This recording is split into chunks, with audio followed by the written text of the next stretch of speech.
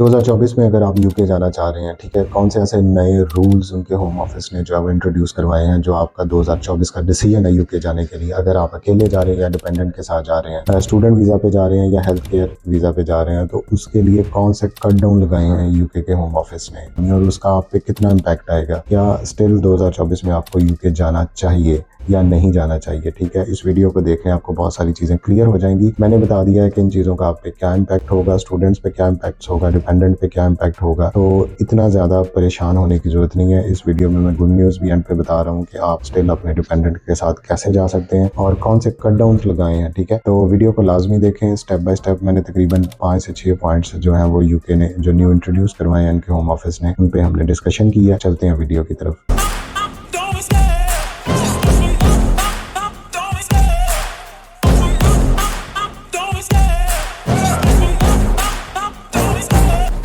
UK में जो सबसे ज़्यादा प्रॉब्लम उनका और उनका कैचिंग पॉइंट इस टाइम पे चल रहा है वो है कि जी इतने ज़्यादा यूके में इमिग्रेंट्स आ गए हैं। ठीक है, 7.5 लाख तकरीबन जो है वो पिछले 2022 में इमिग्रेंट जो है वो यूके में आया है। यूके में आने वाले लोग ज़्यादा है और जाने वाले कम है। ये वही है कि बस में सवारियाँ ज़्यादा चढ़ रही हैं, उतरने वाली कम है। अब उनके अंदर पास ये जगह कम होती जा रही है। अब उसको कट डाउन करने के लिए वो रोज़ जो है वो पार्लियामेंट में बहस होती है। जो नया सेक्रेटरी आता है या होम सेक्रेटरी आता है वो उस पर अपने नए पापड़ बेलता है कि जी मैं ऐसी कोई धुआंधार तकरीर करूं और कोई ऐसी तजवीज़ हम पेश करें जिससे ये फ्लॉ कम हो जाए। तो रिसेंटली उन्होंने पार्लियामेंट में कुछ जो नए रूल्स जो हैं वो इम्प्लीमेंट करवाए हैं या पेश किए हैं, जो मार्च या अप्रैल स्प्रिंग 2024 से जो है वो उन पे अमल दरामद शुरू हो जाएगा। जो सबसे पहला जो रूल है कि उन्होंने minimum salary for UK skilled worker visa to increase. UK में पहले जो वर्क वीज़े पे जाते थे स्किल्ड कैटेगरी में, जो उनकी शॉर्टेज ऑफ ऑक्यूपेशन लिस्ट है उसमें अकॉर्डिंगली, तो उसकी जो मिनिमम सैलरी थी वो 26,000 समथिंग थी। अब उन्होंने उसको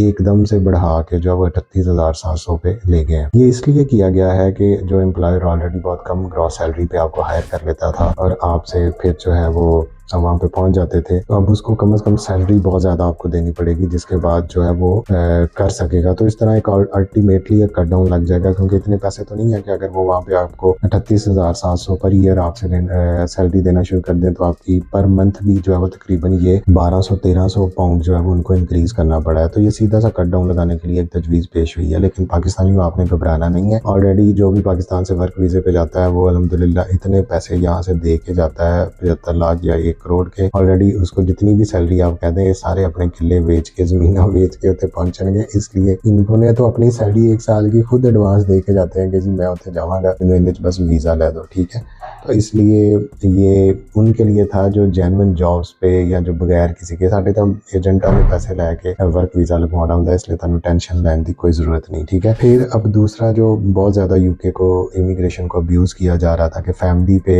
लोग बुला लेते थे, गोरियां लब के उनके साथ जो है वो करते थे कि हम शादी कर लें, कॉन्ट्रैक्ट मैरिज कर लें। तो अब यूके ने ये एक नया रूल लगाया है कि जो ब्रिटिश सिटीजन हैं वो अपना फॉरेनर फैमिली मेम्बर्स को लेके आ सकते हैं उनके साथ रहने के लिए। पहले उनको जो है वो जो खर्चा चाहिए था वो 18,600 पाउंड था, अब उन्होंने इसको सीधा सा बढ़ा के 38,700 पाउंड पे ले गए। तकरीबन ये डबल से भी ज्यादा कर दिया है। इतने ज्यादा पैसे आपको देख लें, 38,000 पाउंड का मतलब है तकरीबन जो है वो 1.5 करोड़ रुपया जो है वो आपको उसके पास होगा, तो फिर वो जो है वो आपको वहाँ पे लाने के लिए एलिजिबल है। इससे तकरीबन 70,000 लोग उनके पास डाटा है कि 2022 में सिर्फ इस फैमिली रीयूनियन के तहत, फैमिली वीजा के तहत जो है वो यूके में आए हैं। जो तीसरा बैन है जिसका काफी इम्पैक्ट होगा पाकिस्तानियों पे, वो ये है कि जी यूके ने फैमिली डिपेंडेंट्स को जो केयर वर्कर वीजा पे लेके आ रहे थे उनको बंद कर दिया है। ठीक है, तो ये उन्होंने किस तरह किया, उन्होंने देखा है कि 2000 जो है सितंबर में लास्ट ईयर में तकरीबन 1,000 वीजा जो है वो केयर वर्कर को दिया गया और उनके साथ जो उनकी फैमिली आई है वो 1,20,000 आए हैं। ठीक है, तो इस पे बहुत ज्यादा कंपनीज तो चीखें मार रही हैं, बाकी के शॉर्टेज लिस्ट हो जाएगी, शॉर्टेज हो जाएगी हेल्थ केयर वर्कर्स की, लेकिन स्टिल इस पे उनका बहुत ज्यादा मौक़िफ़ है कि एक बंदा आ रहा है साथ में 2-2, 3-3 डिपेंडेंट्स जो है वो लेके आ रहा है। पाकिस्तान इंडिया से माशाल्लाह बच्चे भी काफी हैं, तो ये पूरी फैमिली जो शिफ्ट होती है हेल्थ केयर वर्कर वीजा लेके, तो उसको जो है वो उन्होंने कट डाउन कर दिया है। लेकिन उन्होंने एक और चीज भी यहाँ पे की है कि जो शॉर्टेज ऑक्यूपेशन लिस्ट है उसमें जो है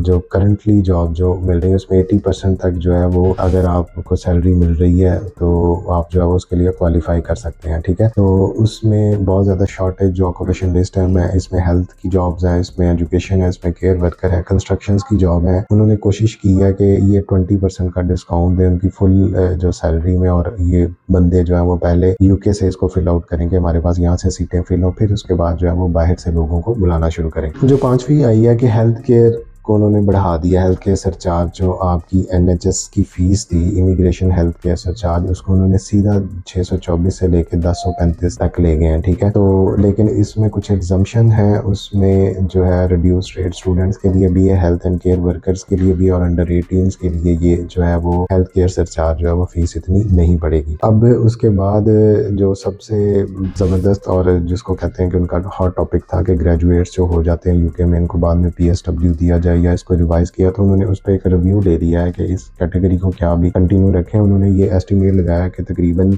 98,000 जो है वो वीज़ाज सिर्फ PSW के जो है वो जून 2022 में उन्होंने ग्रांट किए थे, और लोग जो है वो स्टूडेंट वहाँ पे जाके एक तो अपना पहले वीज़ा कैटेगरी चेंज करवा लेते थे, वो भी अब इन्होंने बंद कर दिया है, खास करके ग्रेजुएट के स्टूडेंट जो जाते थे, और जो टॉप डिग्री प्रोग्राम्स थे उसमें आप लेके जाते थे अपने डिपेंडेंट्स को, वो भी उन्होंने बंद कर दिया है। तो अब सिर्फ रिसर्च डिग्री प्रोग्राम्स जिसमें PhD है या MS अगर रिसर्च है तो आप अपने डिपेंडेंट्स को लेके जा सकते हैं। डिपेंडेंट्स पे आपको हेल्थ केयर सरचार्ज जो है वो ज़्यादा पड़ेगा। 2 साल का कम से कम वीज़ा होता है जो रिसर्च डिग्री प्रोग्राम्स हैं, तो इस हवाले से उसकी रिक्वायरमेंट्स भी थोड़ी सी टफ है, लेकिन इम्पॉसिबल नहीं है। लेकिन स्टिल PSW जो है वो अवेलेबल है स्टूडेंट्स को ग्रेजुएशन के बाद, यूके में डिग्री करने के बाद, तो उसके हवाले से कोई अभी परेशान होने की जरूरत नहीं है। तो जो भी पहले चीज़ें ऊपर डिस्कस की हैं ये उन्होंने इसलिए कट डाउन लगाया कि हम कम से कम जो है वो जो भी उनके पास वर्कर्स आ रहे थे उनकी नंबर्स को काफ़ी जो है वो रिड्यूस किया है, ठीक है। तो आपको इतनी घबराने की ज़रूरत नहीं है। पाकिस्तान में पहले भी बहुत सारे जुगाड़ अवेलेबल थे, अब भी जुगाड़ अवेलेबल है। साइड डिग्री प्रोग्राम्स का केस हम भी करते हैं, आप हमसे करवा सकते हैं। इसमें आप अभी स्टिल अपने जो है वो डिपेंडेंट्स को लेके यूके जा सकते हैं।